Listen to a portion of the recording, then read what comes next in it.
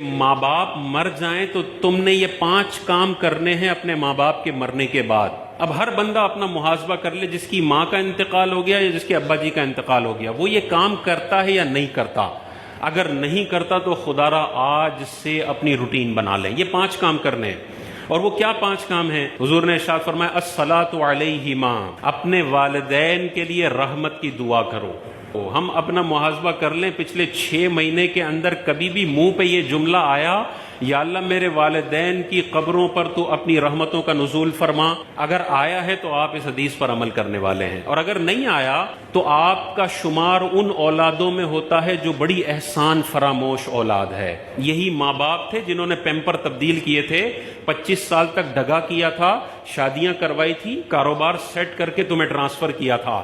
کچھ بھی نہ کیا ہو، ماں کا پیدا کرنا اتنا بڑا حق ہے کہ ساری زندگی بچہ ماں باپ کا استنجا صاف کرتا رہے تب بھی وہ حق پورا نہیں ہو سکتا۔ بعض بچے یہ بھی ہے نا، میرے ابا نے تو میرے لیے کچھ کیا ہی نہیں، نہ مجھے پڑھایا، نہ مجھے روٹی دی، نہ کچھ دیا۔ بھائی اس کا باپ ہونا اتنا بڑا اعزاز ہے کہ والدین نے تجھے ساری زندگی جوتے مارے ہوں پھر بھی تجھے یہ 5 کام کرنے ہیں، پھر بھی تجھے کبھی بھی اونچی آواز کا اختیار نہیں ہے۔ تو حضور نے ارشاد فرمایا الصلاۃ علیہما، دوسرا ارشاد فرمایا والاستغفار لہما، اپنے والدین کے لیے دعائے مغفرت کرے۔ تو دعائے رحمت کرنی ہے، یا اللہ میرے والدین کی قبر پر رحمتوں کا نزول فرما، یا اللہ میرے والدین کے صغیرہ کبیرہ گناہوں کو تو معاف فرما۔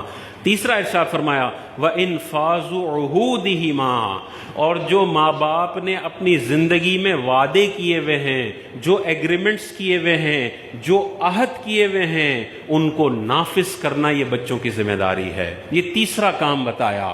ابا جی نے 90 ڈیز پیمنٹ ٹرم پہ کاروبار کیا ہوا ہے اور 20 دن میں مر گئے، یہ ابا نے عہد کیا ہوا ہے، پورا کرنا بچوں کی ذمہ داری ہے۔ ابا جی نے اپنے ٹریڈ پیبلز کے قرضے دینے ہیں، یہ ابا جی نے عہد کیا ہوا ہے، ان کے ساتھ ایگریمنٹ کیا ہوا ہے، یہ پورا کرنا لازم ہے۔ چوتھا ارشاد فرمایا وَإِكْرَامُ صَدِيقِهِمَا، اور ان دونوں کے دوستوں کی عزت کرنا۔ والد صاحب کے دوست آ جائیں تو بدھو بن کے سیٹ پہ بیٹھے نہ رہو، بلکہ ابا جی کا جیسے کھڑے ہو کے ادب کرتے تھے، ابا جی کا فرینڈ آ گیا، چاہے سگریٹ پیتے ہیں، چاہے بے نمازی ہیں، کچھ بھی ہے، کھڑے ہو جاؤ، اپنی سیٹ ان کو دو۔ یہ عزت کرنے کا حکم ہے ابا جی کے دوستوں کی۔ تو ابا جی کے دوستوں کی عزت کرنے کا حکم ہے، تو ابا جی کے بھائی کی کتنی عزت کرنی ہے، ابا جی کی کتنی عزت کرنی ہے، ابا جی کی بہنوں کی کتنی عزت کرنی ہے۔ اور 5واں یہی ارشاد فرمایا وَصِلَةُ الرَّحِمِ، اور ان رشتہ داروں کے ساتھ صلہ رحمی کرے جو اس کے ماں باپ کی وجہ سے اس کے رشتہ دار بنے ہیں۔ ماں باپ نہ ہوتے تو یہ رشتہ دار نہ ہوتے۔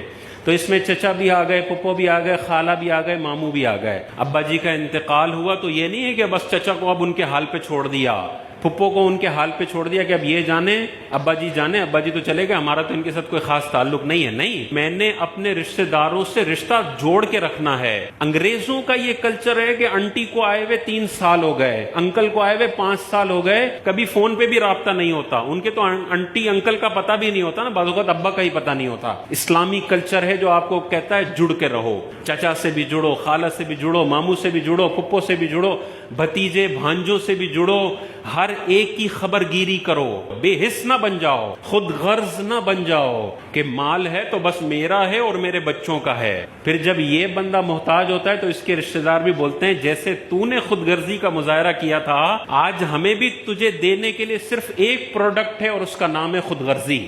جو بندہ ساری زندگی خود غرض، صرف اپنے اوپر مال خرچ کرنے والا بخیل انسان ہو، جب یہ اپنے بستر مرگ پر پڑا ہوتا ہے تو کوئی عیادت کرنے بھی نہیں آتا۔